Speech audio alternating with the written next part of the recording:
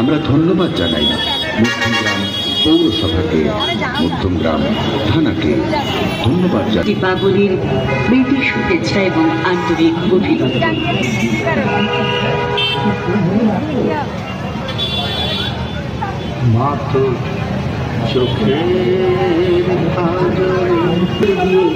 সুন্দর করেছে। আমরা এখন ঢুকছি মণ্ডপে। অসাধারণ। আমাদেরই প্রতিচ্ছবি তুলে ধরা হয়েছে। একটা পুরুষ তার পরিবারের জন্য কি করে।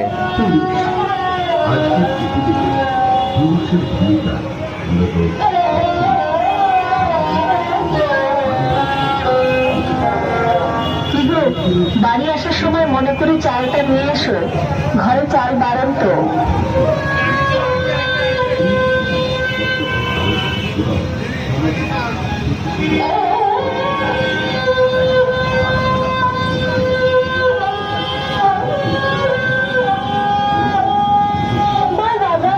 এইবার জন্মদিনে কিন্তু আমরা একটা ভালো গিফট চাই।